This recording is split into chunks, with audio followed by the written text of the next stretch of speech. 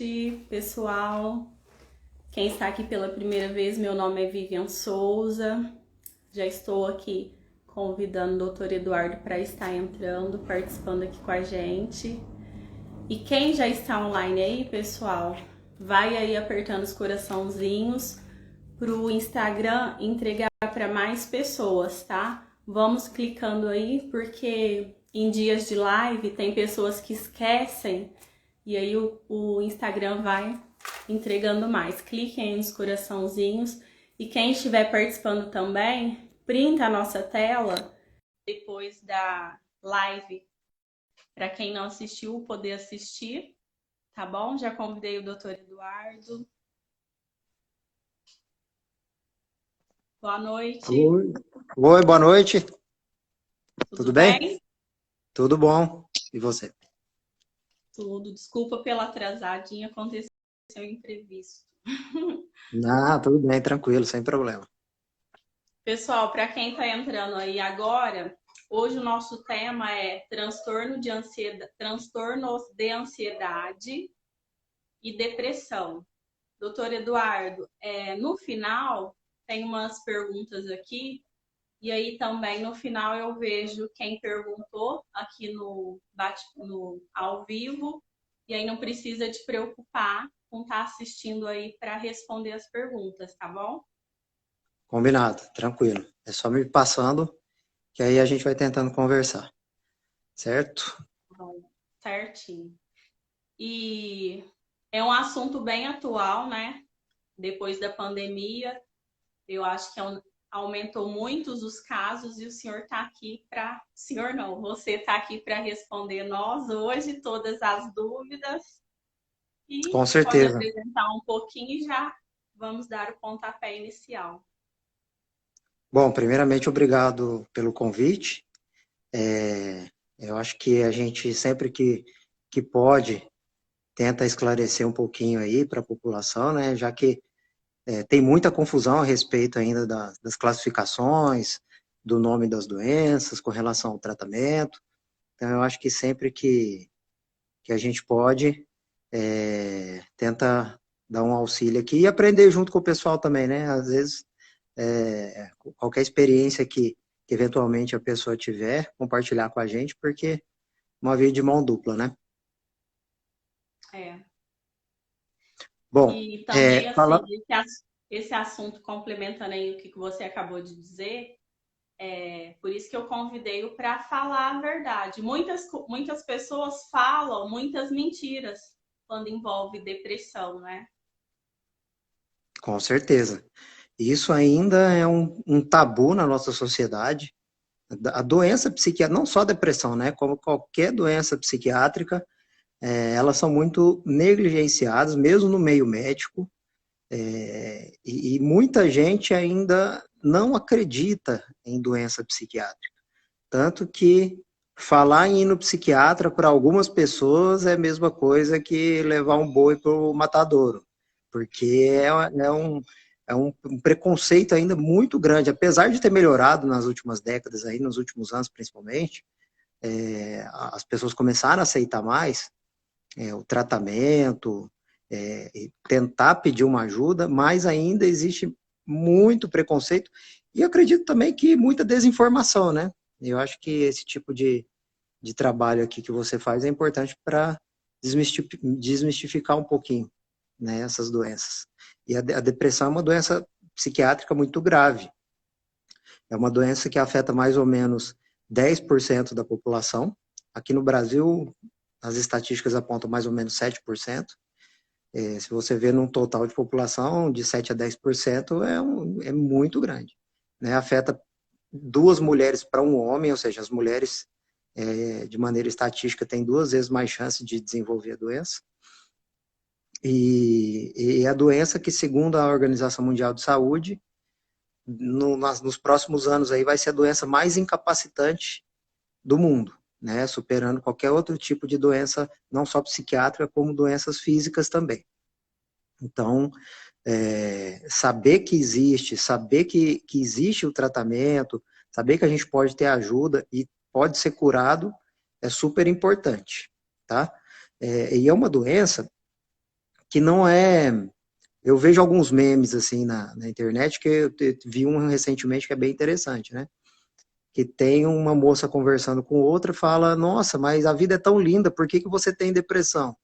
E a outra responde, nossa, mas existe tanto ar, por que que você tem asma? É mais ou menos a mesma coisa, sabe? É uma doença física, uma doença orgânica, certo? Só que não é vista macroscopicamente, tá? Tem um monte de disfunção, um monte de mecanismo inflamatório. Inclusive, algumas pesquisas sugerem que até o tamanho do cérebro diminui numa depressão muito grave.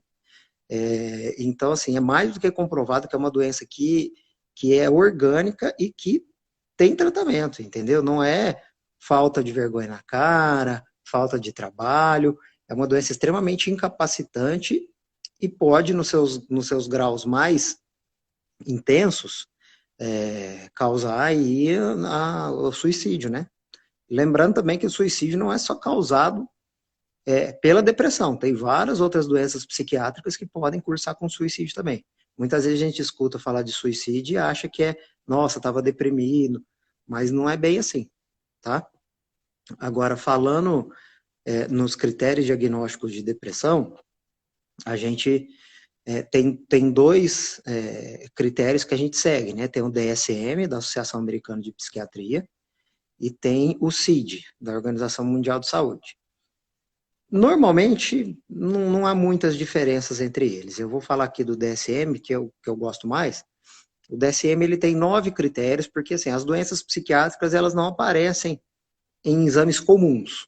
Se você fizer uma tomografia por emissão de pósitrons, uma ressonância magnética funcional, você consegue achar, mas isso não é algo que a gente tem no nosso meio para fazer facilmente. Então, e não tem um biomarcador, por exemplo. Vai fazer um biomarcador de câncer de pâncreas, tem lá o CA199, que é bem sugestivo. A doença psiquiátrica não tem isso, entendeu? Então, a gente precisa de critérios diagnósticos para ter um certo padrão, certo? Porque senão tudo é depressão, tudo é ansiedade, então a gente tem que ter algo a seguir. Então, falando no transtorno depressivo maior, são 9 critérios, e desses 9, a pessoa tem que ter pelo menos 5, tá? Por pelo menos 2 semanas. E desses 5, dois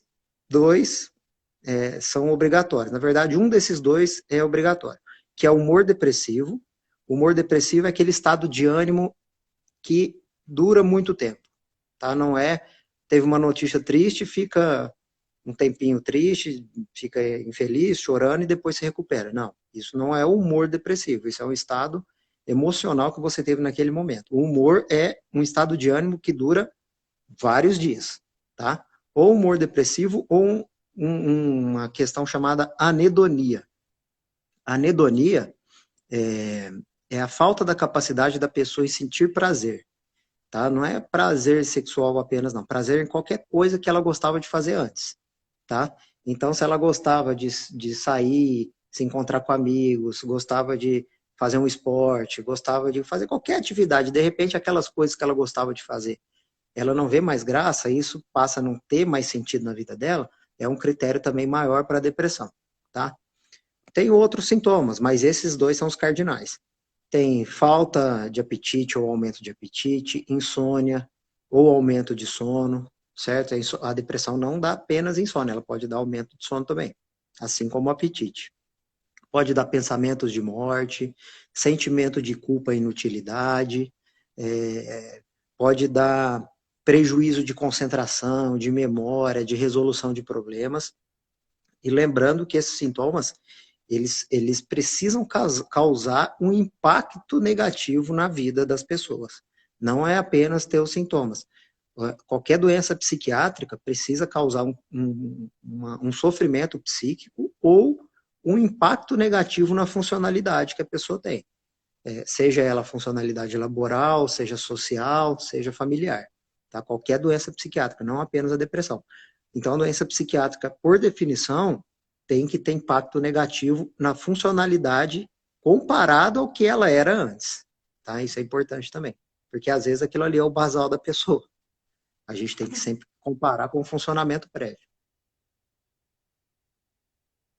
O doutor, uma pergunta, assim, só para contribuir com o que você está falando. E foi, assim, bem definido pelo que você acabou de falar, porque muitas pessoas confundem uma tristeza profunda com depressão e necessariamente não tem nenhum desses sintomas. Com certeza, às vezes é apenas um estado emocional de tristeza que qualquer ser humano está sujeito, certo? As pessoas, elas ficam tristes, né? Qualquer ser humano fica triste em algum momento da vida, tá? A vida não é feita só de momentos bons e felizes. Então, o que é importante a gente ter em mente é que isso não pode se tornar intenso a ponto de durar vários dias e a maior parte dos dias e causar prejuízo para a pessoa. Então, não, eu falo sempre para os meus pacientes, eu falo, ó, não é porque você está fazendo um tratamento, tomando uma medicação, fazendo uma psicoterapia, que você não vai ficar triste. Ficar triste é condição inerente ao ser humano, entendeu? O que não pode acontecer é um estado permanente e que cause disfunção na vida dela. No meu caso, quando eu descobri a depressão, eu tive vários sintomas físicos, para depois eu Sim, procurar um psiquiatra.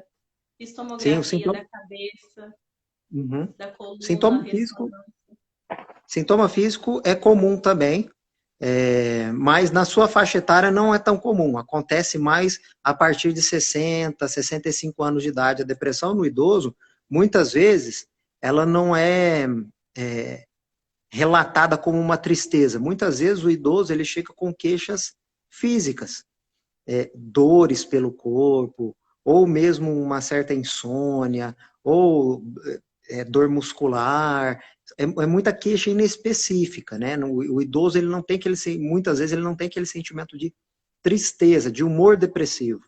Ele tem outro tipo de sintoma, assim como a depressão na infância também. Então, o que eu estou falando aqui é uma depressão mais de vida adulta, tá? Mas a gente tem que avaliar também esses outros parâmetros dependendo da idade da pessoa. Ah, entendi.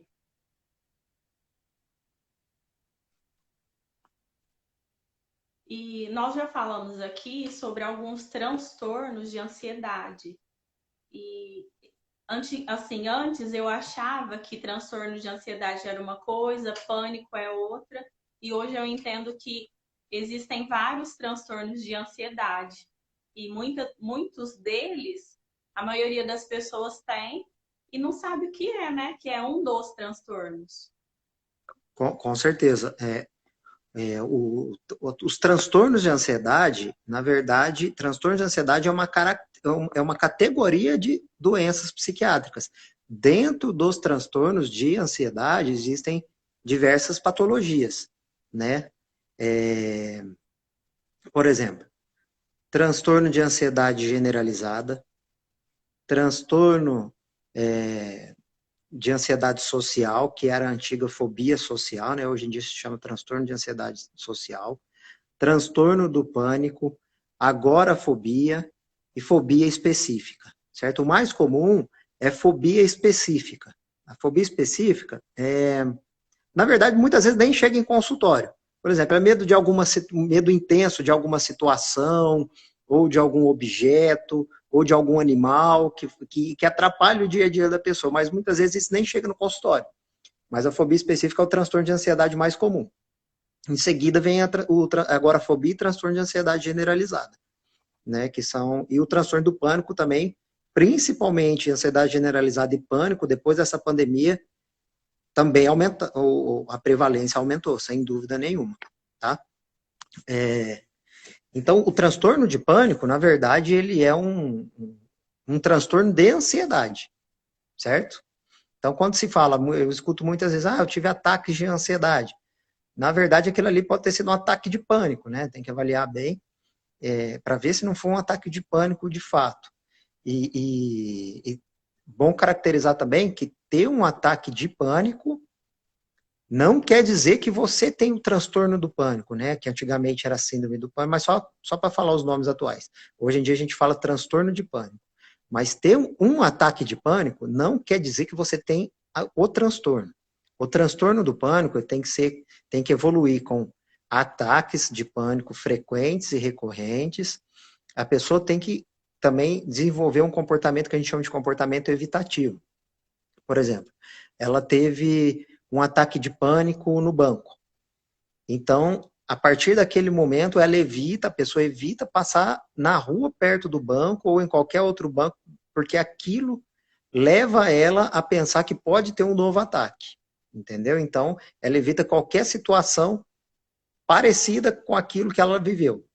Então, ela começa a apresentar esse tipo de comportamento evitativo.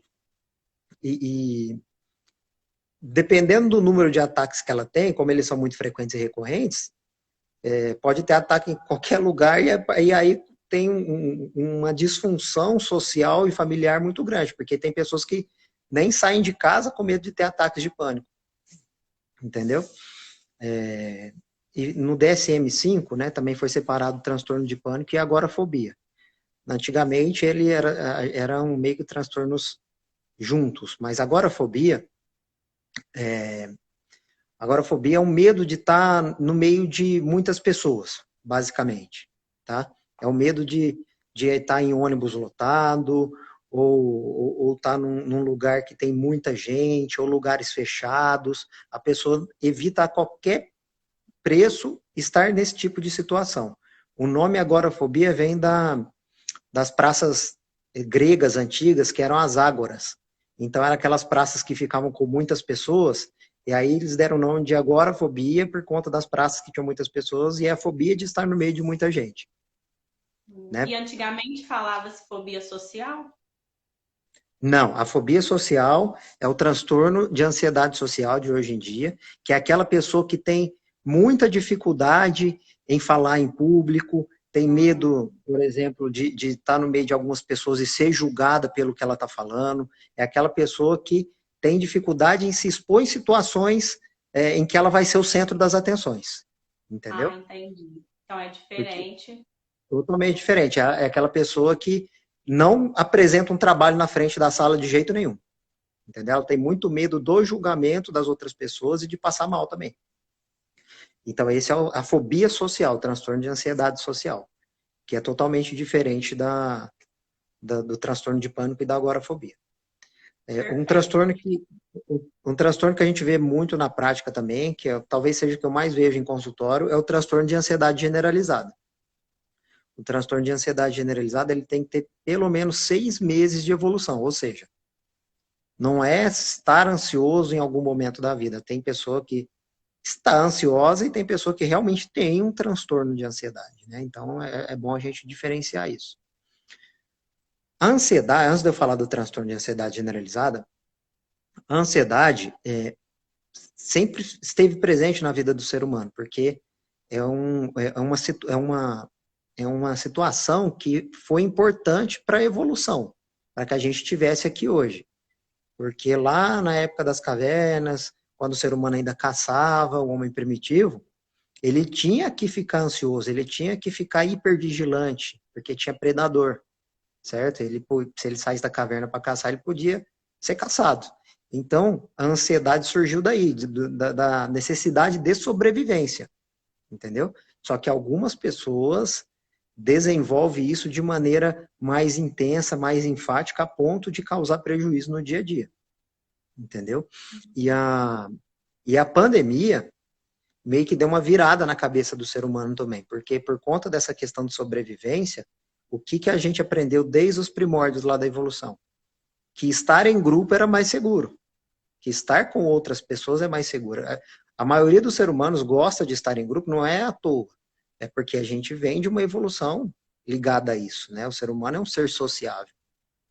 Então, de repente, de uma hora para outra, anos e anos de evolução, aí de repente chegam para você e falam, ó, você está com outras pessoas, agora você vai morrer, sendo que a vida inteira a evolução mostrou que a gente estar com outras pessoas era sobrevivência, a cabeça realmente pode dar um nó, certo? Isso de repente estar socializando é morte, e não o contrário, mudou muito o panorama da saúde mental das pessoas, e depois que acabar a pandemia, de fato, vai ter muita doença psiquiátrica, principalmente transtornos de ansiedade, transtornos depressivos, que vão ser a quarta onda, né? Que eles falam que tem a quarta onda das doenças mentais. Nossa, ainda Vou, vai ser vou, pior. vai ser pior, sem dúvida. Né? Ainda tem a questão da. Agora tá, acredito que esteja apenas começando, para te falar a verdade. Ainda tem a questão das pessoas em luto, né? Muitos parentes perdidos. E não ter, a questão de não ter velório também é um negócio muito impactante, porque o velório é meio que um ritual de despedida, né? Para você começar a se acostumar com a ideia da perda, né? Se a pessoa não tem nem a capacidade de estar ali com a pessoa querida num velório, por exemplo, morre, uma hora depois já tem que enterrar, você não tem nem. O seu cérebro ele não consegue se adaptar àquela situação tão facilmente, porque. E a morte é muito rápida. De repente, em 3 dias, estava em casa, vai para o hospital, morre, é enterrado, você nunca mais vai ver a pessoa. Então, isso também vai ser uma situação bem complicada que a gente vai ter que lidar no futuro. E Entendeu? dependendo da situação, igual aconteceu ano passado, que faleceu um tio meu, nem foi de Covid, mas por conta do Covid, a minha prima que mora em São Paulo, que no prédio onde ela mora, tinha pessoas com Covid, então ali ninguém podia sair. E aí também tem esse agravante, não poder ir velar também, mesmo que seja tudo fechado, porque tudo é muito rápido, né? Tudo rápido. Infelizmente, essa pandemia vai trazer um impacto, já está trazendo, né? Mas eu acredito que o impacto psiquiátrico vai ser muito maior. Entendeu? Voltando ao transtorno de ansiedade generalizada, a pessoa tem que ter 6 meses de evolução dos sintomas. E o que caracteriza a ansiedade generalizada? É principalmente a expectativa apreensiva, o sofrimento antecipatório. Aquela pessoa que sofre muito antes da hora com as situações. Às vezes, ela faz situações na cabeça que nem acontecem, mas ela sofre tanto antes que aquilo impacta a vida dela, né? Então, ela muitas vezes tem a sensação de estar com os nervos à flor da pele, pode ter uma irritabilidade também extrema, pode ter sintomas físicos, diarreia, sudorese, tremores, pode evoluir com um sentimento de cansaço, aquela fadiga que não sabe de onde vem, prejuízo de concentração também. Você vê que são muitos sintomas parecidos com a depressão, então a avaliação ela tem que ser bem rigorosa, porque a irritabilidade pode ter, a pessoa, a gente pensa em pessoa depressiva, é aquela pessoa deitada na cama, sem querer fazer nada, e isso é nas depressões mais graves, né? Mas muitas vezes a pessoa pode estar irritada também, entendeu? Não é só pessoa com vontade de morrer, não, tá? Eu vi uma pergunta aqui que depressão na infância pode cursar com irritabilidade também, mau desempenho, piora no desempenho escolar, né? Piora na relação com os pais, a criança fica mais reclusa. Então, assim, não é tristeza. A criança não vai se queixar de estar triste, até porque acho que ela não tem nem essa maturidade emocional de conseguir falar esse tipo de sentimento, entendeu? Então, é tudo o que cerca e o prejuízo que ela tem comparado ao que ela era antes, tá? E É, geralmente é mais notado na escola, não é? A professora que tem mais essa observação. muitas doenças psiquiátricas da infância e da adolescência, principalmente da infância, a gente precisa pedir auxílio dos professores ou dos diretores, mas assim, muitas vezes tem muito contato com o professor, em idades menores geralmente é um professor só, então o relatório desse professor é de suma importância para a gente conseguir fazer um diagnóstico mais preciso também, entendeu? Então, não só a conversa com os pais, o relatório da escola ou de qualquer outro lugar que a criança frequente, que ela vá com bastante frequência, é super importante. Porque eu vi uma reportagem no caso do Henry, quem encaminhou ele para a psicóloga depois que ele fez um desenho foi a professora. Pois é, muitas vezes a criança se expressa em desenhos, né? O que ela não sabe falar em palavras, ela pode se expressar em desenhos, e isso também tem que ser bem rigoroso, e eu acho que é importante os profissionais de educação eles terem noção disso também, né? De a qualquer mudança do comportamento da criança, comunicar aos pais, sem dúvida nenhuma.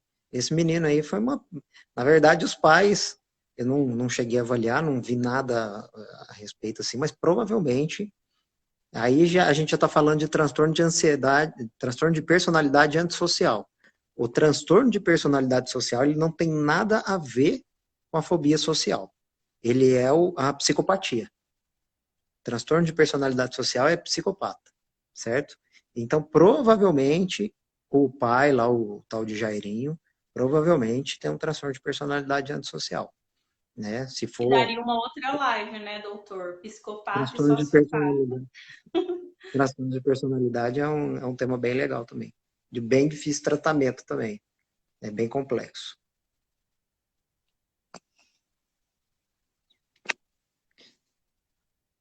E aí, Falando quer em continuar? tratamento. Então, falando em tratamento, já que toquei em tratamento aqui, a gente está acostumado, né, com questão de. Na verdade, muitas vezes a pessoa quer, eu até entendo, que é um tratamento milagroso, vamos dizer assim. Quer uma solução de uma hora para outra, até porque muitos transtornos que eu citei aqui causam uma angústia muito grande. Por exemplo, a pessoa com ataque de pânico, até ela chegar no profissional adequado, até ela chegar no psiquiatra, que são doenças psiquiátricas, certo? Não tem nada a ver com neurologia, não tem nada a ver com cardiologia, nada a ver. São doenças psiquiátricas. Mas até ela chegar no psiquiatra, ela já passou em pronto-socorro várias vezes devido a... Porque o ataque de pânico também pode cursar com... Eu acho que eu não falei os sintomas de ataque de pânico, né? Não, ainda não. É, ataque de pânico o que caracteriza? São sintomas súbitos, certo? A pessoa pode estar fazendo qualquer coisa, nem pensando em nada, e de repente começa com taquicardia, que é o coração batendo mais forte, com falta de ar, pode ter sentimento de bola na garganta, pode ter aperto no peito, pode ter desconforto abdominal, pode ter tremor, pode ter formigamento. E aí, muitas pessoas têm a sensação de estar morrendo ou de estar infartando. O que acontece? Muitas vezes ela vai para o pronto-socorro porque acha que está infartando, que é um pensamento até lógico, né? Mas quem trabalha, médicos que trabalham em pronto-socorro, estão muito acostumados com essa questão, porque isso é bastante frequente. Aí, até a pessoa aceitar que aquilo é uma doença psiquiátrica, que precisa de tratamento, vai tempo, não é de uma hora para outra, não. Apesar de muitas vezes ser orientado, até a pessoa aceitar, às vezes demora um pouquinho. Então, às vezes é bem complicado, demora anos e anos de evolução da doença para conseguir chegar num tratamento adequado, né? É justamente isso, Nath, é a negação, né? Não aceitar que tem uma doença e que precisa de tratamento. E mesmo com todas as evidências ali, elas têm aquela procrastinação de evitar uma procura, entendeu? De achar que aquilo ali vai passar, vai resolver sozinho e tudo mais. Agora, falando em Doutor Eduardo, tratamento, pode só falar. um minuto. Falando em aceitação, eu criei aqui esse Instagram, e para quem não sabe, está ao vivo. Primeiro, eu criei um grupo no Facebook que chama Depressão Não é Frescura, que hoje tem 6.600 pessoas, que a cada dia entram 100 pessoas por dia. Eu criei o grupo e esse Instagram para conscientizar as pessoas a importância do tratamento e reconhecimento da saúde mental, porque muitas pessoas têm, mas não aceitam. Com certeza, né? Porque é o que eu te falei, ainda é muito preconceito, né? Porque a figura, muitas vezes, do psiquiatra, eu falo por mim, a figura do psiquiatra é muito atrelada à loucura, né? Ah, eu não sou louco, não vou no psiquiatra, sabe? Então, ainda existe muito isso, né? Quantas e quantas vezes já não escutei pessoa que é levada pela família lá, fala, não, não preciso estar aqui, eu não sou louco, sabe? Então, até aquilo se tornar uma aceitação, às vezes a gente não, a gente às vezes tem que ir mais leve, inclusive com a pessoa. Muitas vezes tem medo de, as pessoas têm muito medo de tomar remédio psiquiátrico, com medo de ficar dopado, com medo de ficar muito sonolento, de não conseguir fazer as coisas. Isso também é um negócio que está muito no imaginário popular, sabe? De não vou tomar remédio psiquiátrico porque eu não vou conseguir fazer nada, vou ficar dopado e babando, sabe? Isso existe demais, demais, e isso a gente precisa tirar da cabeça das pessoas, porque não é bem assim. O tratamento farmacológico é para a pessoa ter a vida dela normal. Claro que muitas medicações vão ter efeitos colaterais, mas nada a ponto da pessoa ficar disfuncional, sabe? Ela tem que ter uma vida normal. A partir do momento que os efeitos colaterais começam a se sobressair sobre os efeitos terapêuticos, é hora de rever a questão da medicação. Entendeu? Hoje em dia existe um arsenal imenso aí de medicação para a gente tratar. Entendeu? Então É a o que gente eu tem sempre vários aqui. falo. É que assim, o paciente ele tem que ser bem transparente com o profissional, igual com você que é psiquiatra, para falar, ó, não tá dando certo, porque muitas pessoas começam um tratamento, deu uma semana ali, claro que tem alguns efeitos colaterais, para de tomar, não fala, não age com sinceridade com o médico, e aí Uhum. como que faz? Como que você vai conseguir ajudar como profissional? Então, isso é um negócio assim, toda vez que tem principalmente uma primeira consulta, é chamado de psicoeducação, né? Toda vez que a gente inicia um tratamento, a gente tem que falar, ó, esse remédio demora alguns dias para começar a fazer o efeito, não é de uma hora para outra. Por exemplo, antidepressivo, que trata depressão e ansiedade, dentre outras coisas, demora no mínimo, 15 dias para começar o efeito, certo? Isso em dose terapêutica. No mínimo 15 dias. Alguns protocolos sugerem esperar até 8 semanas para a gente esperar uma resposta. Entendeu? Então, assim, até a medicação entrar na corrente sanguínea, o corpo se adaptar, começar o efeito, não é de uma hora para outra. Entendeu? Não é igual, por exemplo, um benzodiazepínico que muita gente é dependente, que é o Rivotril, o diazepam, o Rivotril é o clonazepam, o diazepam, o alprazolam. Por que que causa muita dependência? Por que que a pessoa acha que é só ele que resolve?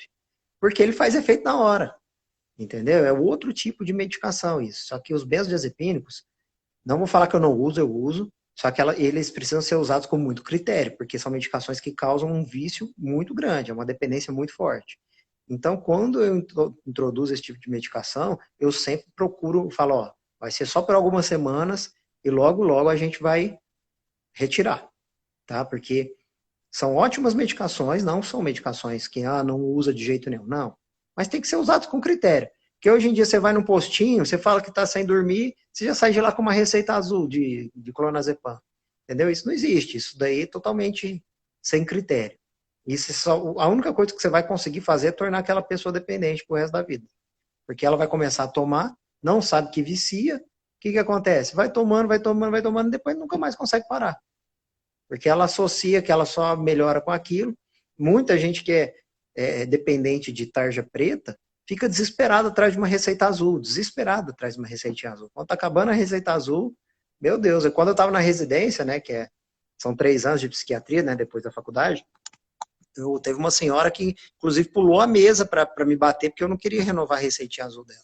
Então, Nossa. mas é vício, é como qualquer outra droga, né? Tarja preta é uma droga. Então, fazem de tudo para conseguir. E, infelizmente, isso acontece. E esses atendimentos aí, o que que acontece? Aí ela não sabe nem o que tem, se é depressão, se é transtorno de ansiedade, né? Não, isso era em pronto-socorro psiquiátrico. Então, assim, Ah, o que que a gente orienta? Fazer um tratamento correto, ver o que está acontecendo. Porque no pronto-socorro você tem que ser prático, né? O que está acontecendo aqui? Vai ser internado? Vamos mandar para casa? Qual que é o ponto? Então, assim, não é algo muito demorado. Agora, numa consulta ambulatorial, aí você vê, você procura fazer os diagnósticos corretos, iniciar o tratamento correto, explicar para ela que aquilo é um vício, que não pode ser feito, e que precisa ser retirado dependendo do tempo de uso de medicação. E aí você pode ir fazendo o desmame gradual. Se for tirado de uma vez, a pessoa não consegue ficar sem. É impossível uma pessoa retirar um benzodiazepínico de uma vez. Ela vai ter uma síndrome de abstinência fortíssima, e aí ela vai associar mais ainda que não consegue ficar sem o remédio. Aí a cabeça dela vai ficar, eu não consigo mesmo ficar sem essa medicação. Por quê? Porque foi retirada da maneira inadequada.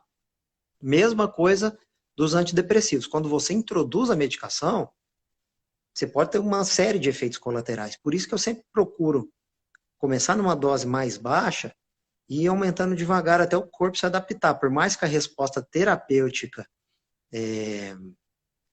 seja mais demorada com esse tipo de conduta, a pessoa vai responder à medicação. Porque se você começar com uma dose mais alta, talvez uma medicação que seria ótima para ela, ela vai associar que não deu certo, porque teve taquicardia no primeiro momento, teve muita diarreia, teve muito tremor, e talvez seria uma medicação ótima se fosse usada, se fosse introduzida adequadamente.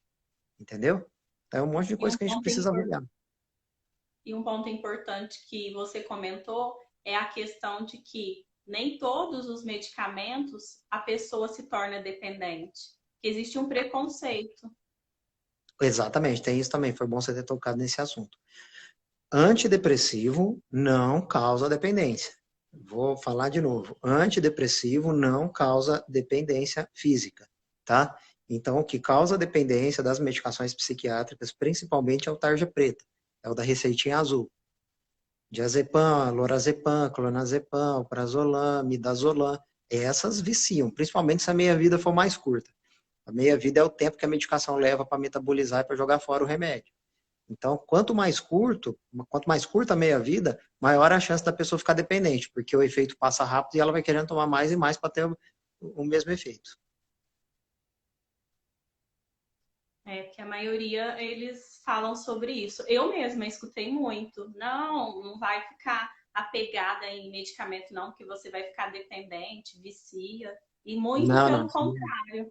Eu Isso não estou tem. caminhando e melhorei bastante por Uhum. conta dos medicamentos. Sem dúvida. Além da questão farmacológica, né, que a gente tem que citar também, existe uma série de tratamentos não farmacológicos, né? Psicoterapia é super importante, inclusive todos os estudos que colocam tratamento farmacológico com psicoterapia simultâneo, a resposta é melhor do que qualquer um deles independente. Então, assim, psicoterapia é super importante, exercício físico aeróbico, sempre falo isso, eu encho o saco de todos os meus pacientes, quem for meu paciente está assistindo aí sabe.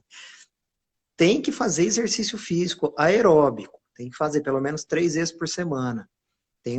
O exercício físico ele tem um mecanismo que faz com que a pessoa tenha a formação de novos neurônios, novas conexões neuronais, né? Então ajuda demais no tratamento da ansiedade e da depressão. Tem também meditação que ajuda demais algumas pessoas.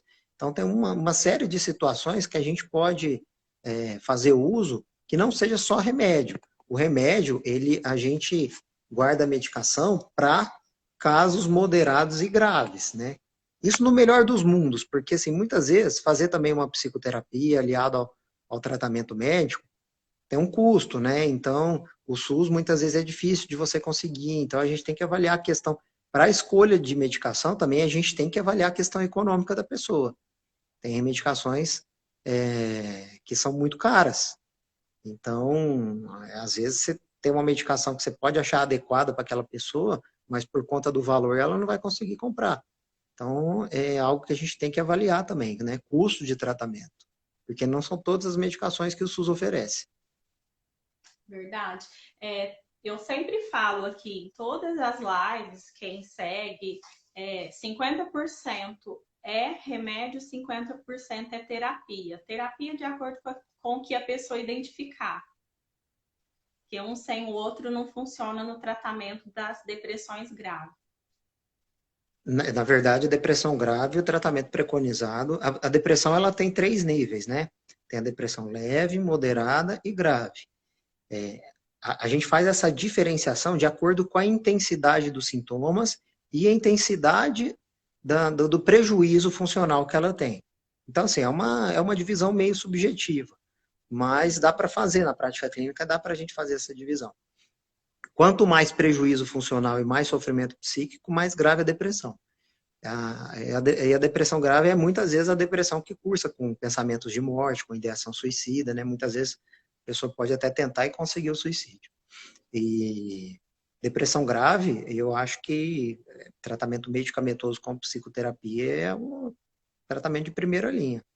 Lembrando também que muitas vezes a medicação na depressão ela não tem resposta. Pelo menos 50%, 70% dos casos resolvem, mas tem aqueles pelo menos 30% ali que não resolve com medicação. Então aí a gente tem que tentar outras vias, inclusive depressão grave resistente, o tratamento é eletroconvulsoterapia, né? Que é o choque. Quando eu falo isso, muita gente tem um choque mesmo quando eu falo esse tipo de coisa, mas a eletroconvulsoterapia é super segura, tem avaliação pré-anestésica, tem avaliação com cardiologista, hoje em dia é feita sob sedação, é como se fosse fazer uma cirurgia, entendeu?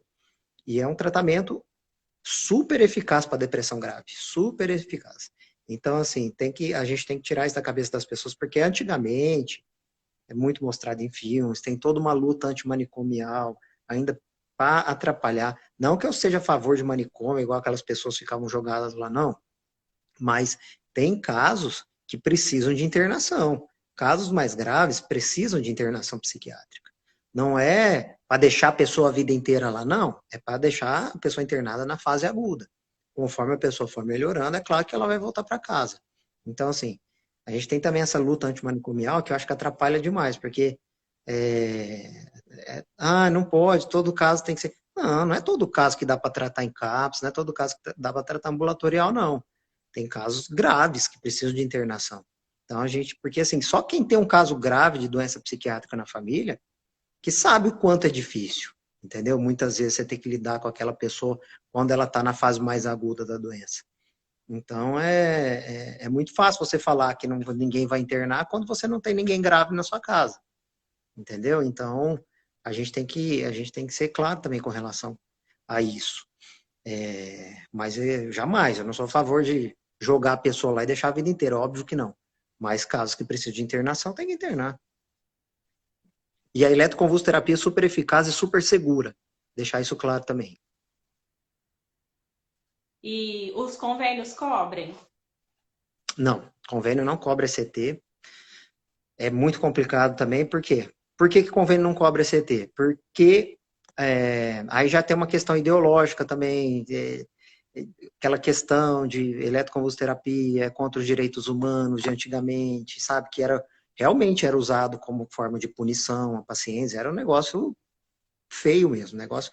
Só que hoje não, hoje seria até obrigatório cobrir eletroconvulsoterapia, porque tem muita gente que se beneficia, né? Tem pessoas que saem de depressões gravíssimas. É como se desse um reset no cérebro, sabe? Você dá uma resetada lá. Eu tinha um paciente na residência, inclusive, que não foi nem com ECT. Ele era uma depressão gravíssima, com sintomas psicóticos, teve um acidente de carro, bateu a cabeça, ficou em coma alguns dias e acordou zerado. Nossa, anos e anos depressivo, que nada. Pois é. Resetou, entendeu? Então a eletroconvulsoterapia é mais ou menos por aí. Então, a gente tem que tentar todas as formas de tratamento, entendeu? Não é porque uma antigamente era usado como forma de punição, sendo que eu, por exemplo, se eu precisasse, eu faria ECT tranquilamente hoje em dia. Em mim, tranquilamente. Sem pensar duas vezes. Então, é bom a gente tentar esclarecer isso aqui, porque eu acho que ajuda demais a visão das pessoas, hein? E o custo é alto? É alto porque assim, no início do tratamento, a gente tem que fazer sessões de ataque, né? Aí depende do quadro, aí faz as sessões no começo, tem um maior número. Com as sessões de manutenção, não. De repente fica uma sessão por semana, uma sessão a cada 15 dias, até que dá para levar, mas as sessões de ataque, cada sessão mais ou menos deve custar uns 700, 800 reais. Caro. Então não é acessível a todos, né? Por isso que o SUS deveria cobrir. Infelizmente, teve essa questão aí ideológica que atrapalhou demais a liberação do SUS. Quase um salário mínimo. Exatamente. É um tratamento. No SUS tem, mas é muito difícil conseguir. Inclusive, a ECT é reservada para casos mais graves, justamente porque não é um procedimento simples e porque não tem em todo lugar. Aqui na região, por exemplo, a gente só vai encontrar no HC de Ribeirão, que é impossível conseguir uma vaga lá. Praticamente impossível. Entendeu? E depois é só em Jaboticabal e em São Paulo. Não tem mais lugar nenhum. Uma coisa também que eu friso bastante para as pessoas, principalmente lá no grupo, é que não deixar muito assim medicamentos à vista de pessoas que têm problemas com a saúde mental. E nem indicar, porque o que é bom para um não é bom para o outro, e aí se Isso acontece automedicar muito. pior. Hã? Minha vizinha toma, falou para eu tomar isso aqui, isso é bom, isso aí. O tratamento é sempre individual, né? Depende muito de histórico familiar, depende de histórico pessoal. Por exemplo, tem muita gente que toma uma medicação chamada bupropiona, né? Que é usada também para diminuir apetite. Então, muita gente quer que eu passe bupropiona porque quer diminuir apetite, quer emagrecer. Só que a bupropiona, e isso passa de vizinho para vizinho, ó, toma isso aqui que eu perdi o apetite com isso, tal. Só que, por exemplo, é uma medicação dopaminérgica e noradrenérgica que quem é ansioso e tomar bupropiona vai ficar mais ansioso ainda. Então, a gente tem que ter muito cuidado para passar essas medicações, porque a gente tem que considerar todos os efeitos colaterais e terapêuticos que ela traz. Entendeu? Então, não é simplesmente toma isso daqui e sem falar que também ela diminui o limiar convulsivo. Quem tem histórico de convulsões ou epilepsia, a gente tem que ter muito cuidado para fazer uso também. Então, não é um remédio para todos. Você tem que considerar uma série de fatores para passar a medicação para a pessoa. Entendi. Existe algum transtorno de ansiedade que causa sono? Sono? É. Não. A maioria cursa com insônia. A ansiedade generalizada, por exemplo, dá muita insônia inicial. São 3 tipos de insônia, né, principais. Insônia inicial, que é a dificuldade de pegar no sono. A insônia intermediária, que é acordar muito ao longo da noite e ter dificuldade para voltar a dormir. E a insônia terminal, que é você acordar antes do horário que você estava habituado e não conseguir dormir mais. A depressão, a insônia mais comum é a terminal, por exemplo. A ansiedade generalizada, é muito inicial e intermediária.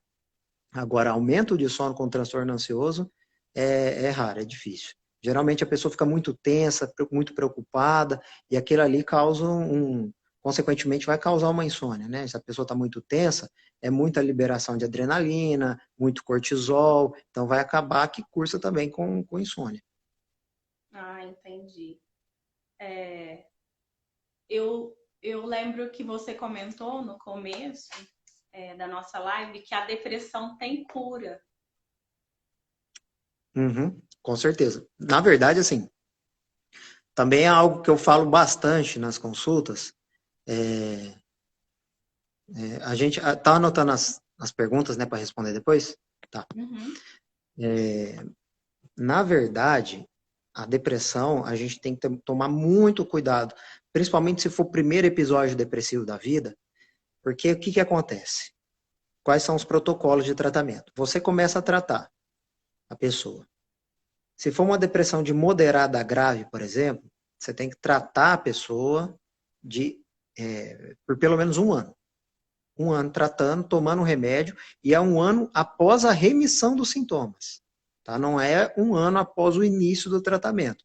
Às vezes você começa a tratar, demora lá 6 meses para remitir, ou 3 meses para remitir. É a partir daquele momento que você começa a contar 1 ano. Nossa. Depois do primeiro episódio, certo?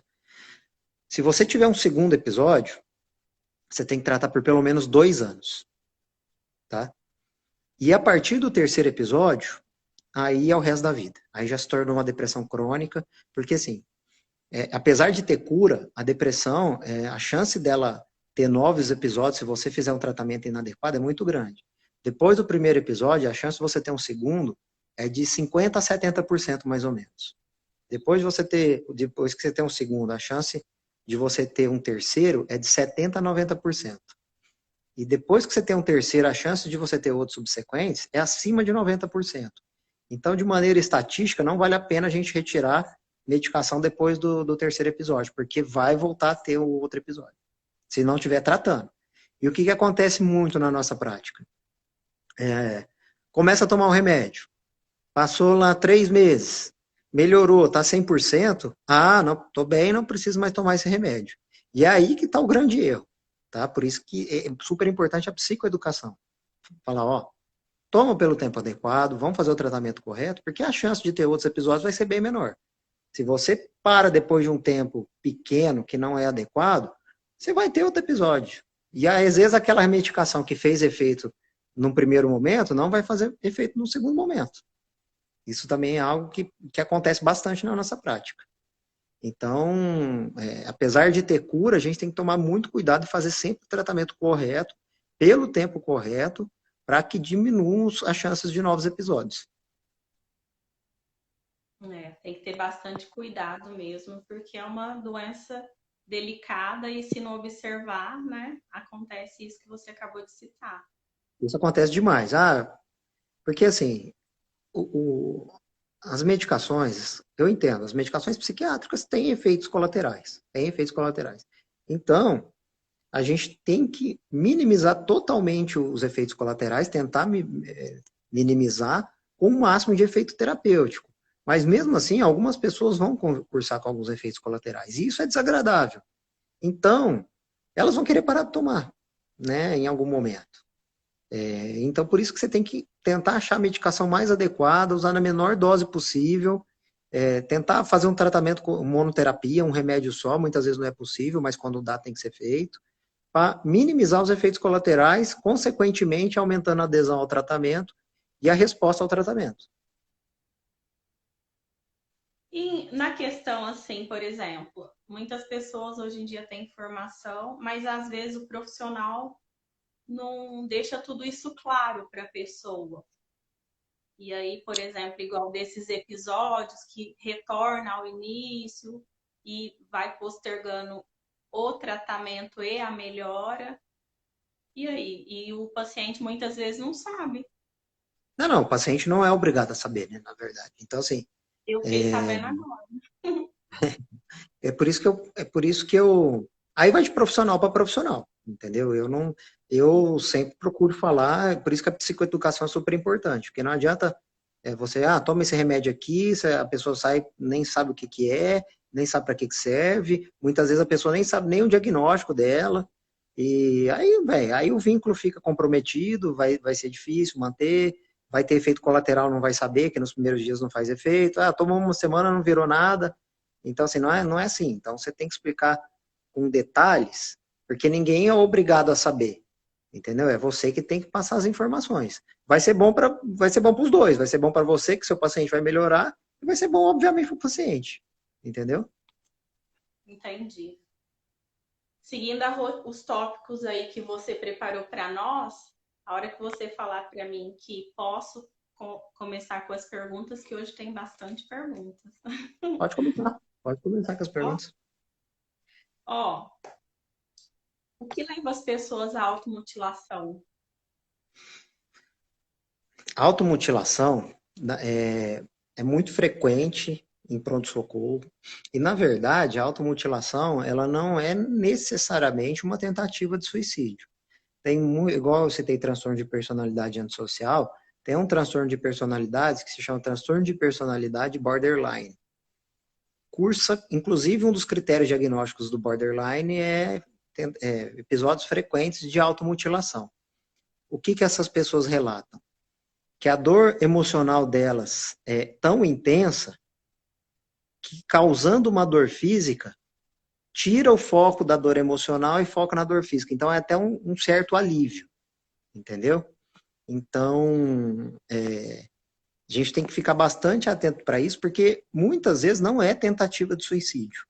É apenas um transtorno de personalidade ali, uma tentativa de aliviar a dor emocional com a dor física. Entendeu? Esse é um dos motivos. Mas pode ser tentativa de suicídio também. Só que muitas vezes, a maior parte das vezes, está ligado a transtornos de personalidade. E outra coisa que eu esqueci de falar, ansiedade, transtornos ansiosos estão muito ligados à dependência também de substâncias. principalmente dependência de álcool, tá?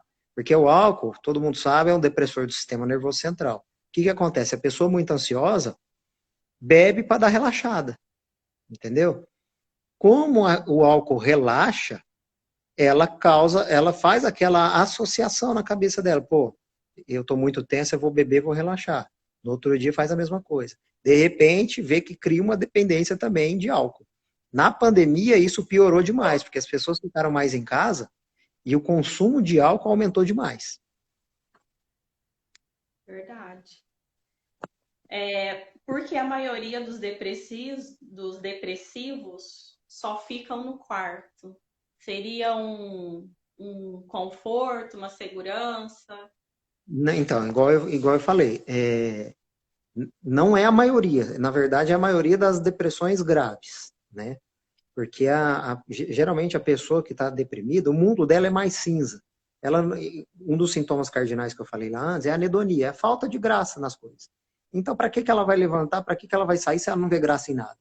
Então, fica deitada ali o dia inteiro, porque nada tem graça. Então, causa uma reclusão. Aí já vem um prejuízo social também, prejuízo familiar, porque fica deitado, tem reclusão social, não quer fazer nada, não quer comer, porque o mundo passa a não ter graça, né? Então, isso é mais uma consequência dos sintomas. Se nada tem graça, eu vou ficar aqui, eu vou levantar para quê? Entendeu? É mais ou menos esse o pensamento. Não é um pensamento racional, né? A pessoa deprimida não pensa assim, nada tem graça. Porque nada tem graça mesmo, é isso que ela vai fazer de maneira automática. É.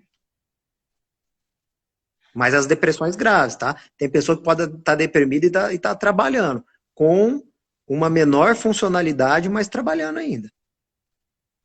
Esse caso é só o caso grave, né, que você comentou, que deixa a Com certeza. pessoa totalmente paralisada e sem Exatamente. prazer nenhum. E tem as depressões que causam sintomas catatônicos, por exemplo.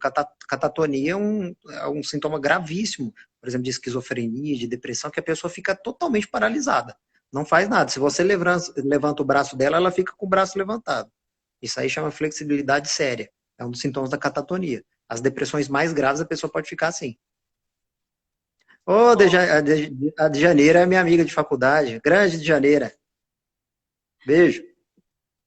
é importante também fugir de terapias pseudocientíficas. Então, que tipo de terapia que ela quis dizer, né? Porque assim, tem terapias que não são necessariamente, que não tem muita comprovação científica necessariamente, mas que são terapias eficazes, né? Porque assim, a terapia, para você ter um estudo científico comprovando o uso dela, ela tem que ser mais objetiva. As terapias, por exemplo, a psicanálise, por que que ela não tem tanta comprovação científica? Porque ela é muito subjetiva. Isso não quer dizer que ela não funcione, entendeu? Para algumas pessoas é a terapia de escolha. Por que que tem mais indicação de TCC, que é a terapia cognitivo-comportamental? Porque é a mais objetiva e consequentemente, é a mais fácil de ser estudada. Entendeu? Então, precisa ver o que que essa pessoa quis dizer com terapias pseudocientíficas. Uhum. Após iniciar as meditações, eu melhorei 50% as crises de ansiedade, além do praticar a gratidão em todos os momentos da minha vida. A Android. Com certeza. No começo lá, acho que eu falei meditação como tratamento não farmacológico, né? A meditação, principalmente mindfulness, que é um tipo de meditação que é a que mais estudada, tem comprovação científica de resposta, sim, a transtornos de ansiedade, uma ótima resposta. Então, meditação, com certeza, está no arsenal terapêutico aí. Outra pergunta: andar de bicicleta é bom? Com certeza, é um exercício aeróbico, né? Andar de bicicleta, corrida, caminhada, dança, hidroginástica, futebol, tudo que for. Claro que nessa pandemia muita coisa ficou mais restrita, né? Mas tem que ser exercício aeróbico pelo menos 3 vezes por semana. E andar de bicicleta é um tipo de exercício aeróbico. Entendi. Ansiedade tem cura? Tem cura, tem cura. Muitas vezes, num primeiro momento, a gente precisa fazer uso do tratamento farmacológico, mas também tem o protocolo de deixar algum tempo, ir reduzindo as medicações aos poucos.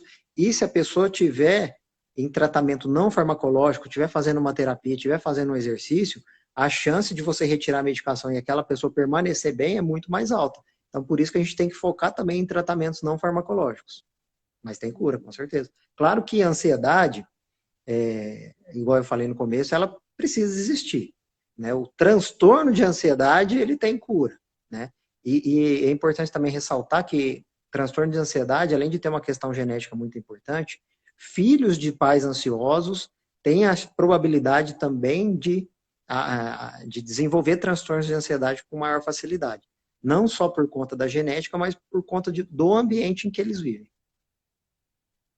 Entendi. Eu até esses dias eu referi, que eu aprendi, que a ansiedade é como medo, né? Tem horas que é bom, que a gente precisa ter, e tem horas que não. Então, a gente fala, tô ansioso. Ansiedade, ela é importante. A ansiedade precisa existir. O que ela não pode é se tornar intensa e muito frequente a ponto de atrapalhar a sua vida em muitos momentos. Aí não, aí tá errado. Mas estar ansioso é normal. Outra pergunta. O bupropomina pode desencadear esquecimento ou tremores com efeitos adversos? Deve estar falando do bupropiona, né? Bupropiona é um antidepressivo. Bupropiona. Bupropiona. Isso. Nome comercial, o Wellbutrin, Zetron e Bupium, principalmente. E o Bup, né? Só que o Bup não é de liberação prolongada. Muita gente conhece o Bup. Pode causar tremor, né? O tremor é um efeito colateral importante da bupropiona. O esquecimento já é um sintoma bem menos frequente, que não costuma acontecer com muita intensidade, não. O que pode estar acontecendo é talvez a interação medicamentosa com outro remédio, né? Porque tem que ver exatamente o que pode estar acontecendo. Ela causa pouco esquecimento, tanto que ela é usada como medicação de terceira linha para o TDAH, né? Transtorno de déficit de atenção e hiperatividade. Ela ajuda muito na atenção, porque ela deixa a pessoa mais focada. Então, ela é usada justamente para o contrário. Mas, em algumas pessoas, poucas pode causar. Agora, tremor, com certeza causa. Entendi. Tem uma pergunta aqui que está falando que uma pessoa que foi curada da depressão, quando foi diagnosticada que já tinha sido curada, mas ela, em vários momentos da vida, tem gatilhos que levam ela a voltar para a cama. Mas o que ela quer exatamente? Qual que é a pergunta? Ela já fez o tratamento de depressão, ela foi diagnosticada com a cura, mas ela ainda tem vários gatilhos, onde vários dias ela ainda fica na cama, que não consegue sair. Então, aí talvez a gente precise avaliar a personalidade dela, né? Não necessariamente ser apenas um transtorno depressivo recorrente. Porque tem pessoas que têm uma personalidade que são mais suscetíveis a gatilhos externos, né? Que não sabem, vamos dizer, lidar muito bem com as frustrações do dia a dia. Então, aí talvez precise fazer um tratamento psicoterápico para ajudar essa pessoa a lidar melhor com as frustrações. Porque se tem muito gatilho, se muitas coisas deixam ela mais para baixo, a psicoterapia pode ajudar bastante. E precisa ver realmente se é só uma tristeza passageira ou se torna realmente um outro episódio depressivo.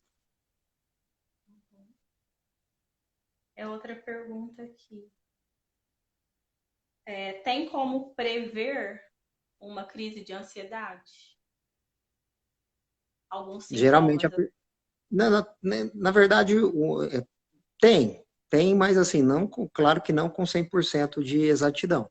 Geralmente as pessoas mais ansiosas, mais preocupadas, mais tensas, elas são mais propensas a desenvolver, por exemplo, o ataque de pânico, né? Então, por isso que você fazer o tratamento, vamos dizer assim, profilático, já começar com as medidas comportamentais antes de você ter o primeiro ataque de pânico é importante. Importante também que eu não falei, evitar substâncias ansiogênicas, cafeína, Coca-Cola, né?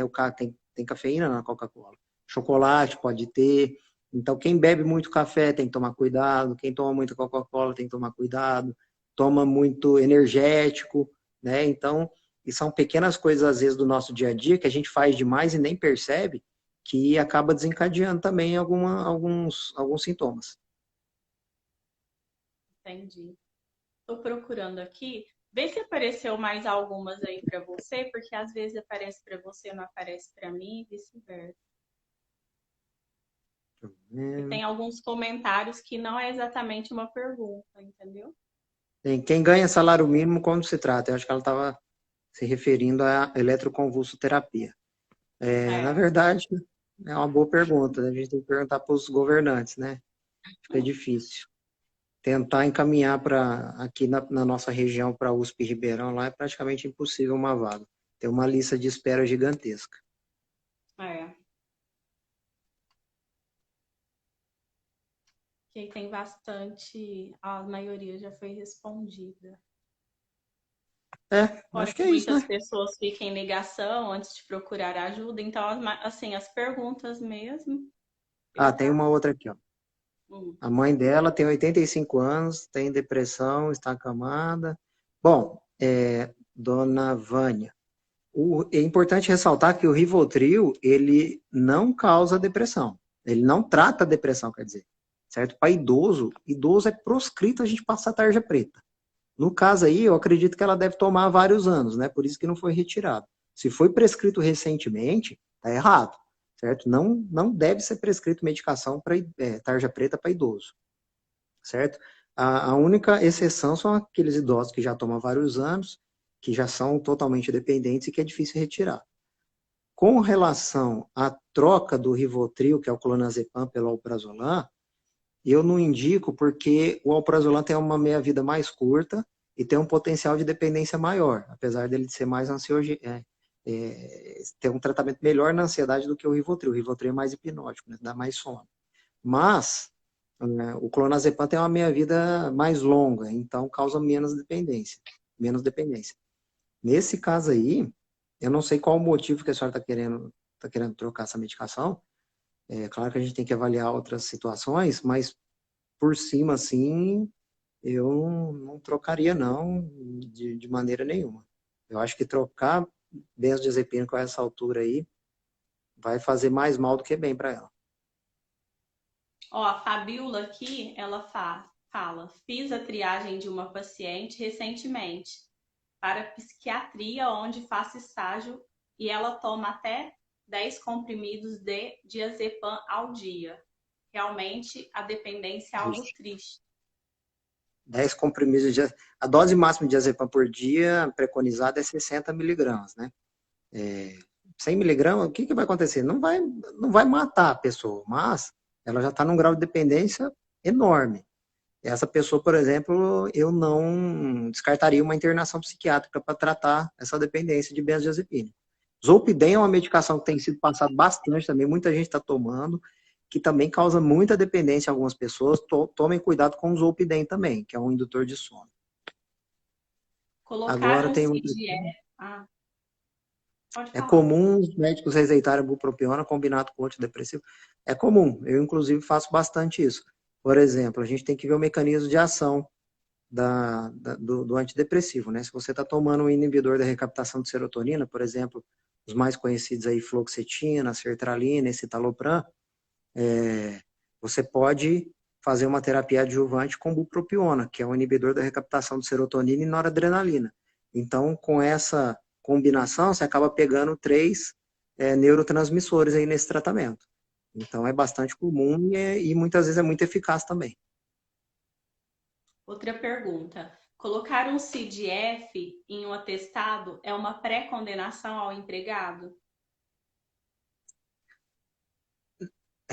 Isso aí, na verdade, então, primeiro por quê? Por lei, não é mais obrigatório a colocação do CID nos atestados, certo? A não ser que a pessoa autorize. Então, o empregador, ele não pode mais exigir que tenha CID no atestado. Porque ninguém é obrigado a falar o que tem, sabe? Ninguém é obrigado a expor a vida de tratamento, qual doença que você tem, se você não quiser, entendeu? Não, muito menos para o seu patrão, entendeu? Então, se você colocar um F lá, voltando à sua pergunta, alguns podem torcer o nariz sim. Não são todos, certo? Não são todos. Eu vejo hoje em dia que a aceitação é bem maior. Mas com certeza, dependendo de qual F for, pode ser uma pré-condenação sim, infelizmente pelo preconceito, né? Por hora as perguntas que eu vi foram essas. Se você viu mais alguma. Não, eu acho que foi só isso mesmo. Deixa eu ver. De antemão, quero agradecer muito, muito, muito a sua participação, contribuição. Tenho certeza que contribuiu aí, sanou muitas dúvidas para quem assistiu. E aí já Eu que lançaram agradeço. aí outra live, né? Psicopata versus sociopata.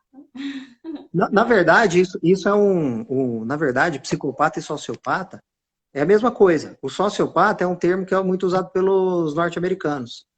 A gente está Hum, acostumado a falar psicopata e eles estão acostumados a falar sociopata. Mas é o transtorno de personalidade antissocial do mesmo jeito. É a mesma coisa. entendi. Entendeu? E Mas acho que a obrigado gente pelo convite, obrigado a todos que assistiram, obrigado minha mãe que está assistindo também aí, a todo mundo que participou. Obrigado, Fabiola, também.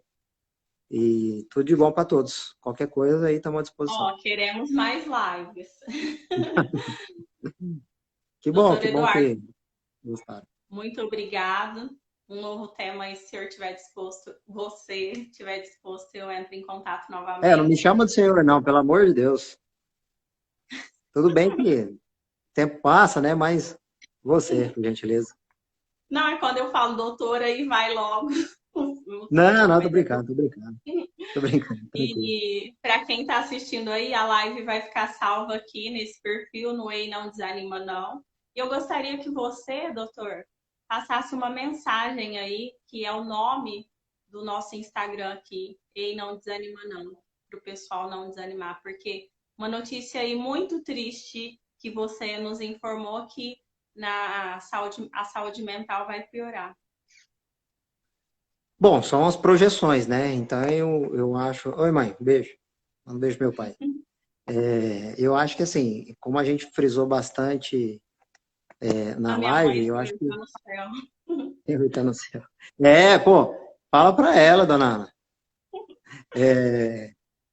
Eu acho que a gente tem que tomar bastante cuidado com a saúde como um todo, né? Não apenas, é porque assim, nessa pandemia ficou muito ligado nessa questão de Covid, saúde física, e essa questão de saúde mental ficou um pouco negligenciada. E eu tô puxando a sardinha pro meu lado, obviamente, né? Claro que a saúde física é super importante, mas as pessoas saberem diferenciar um pouquinho dos sintomas das doenças, saber que existe tratamento, que psiquiatra não é um bicho de sete cabeças, psicólogo não é um bicho de sete cabeças, enfim.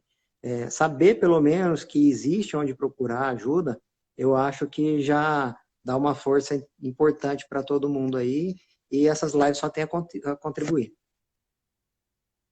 Tá bom, muito obrigada, até a próxima. Muito obrigada quem esteve presente até agora assistindo a nossa live. Eu que E, agradeço, um pessoal, grande não abraço a todos. desanime. Obrigada, tchau, tchau. E quem quiser Tranquilo. assistir depois a live, tá salva aqui, tá? Tchau, tchau, pessoal. Tchau, gente.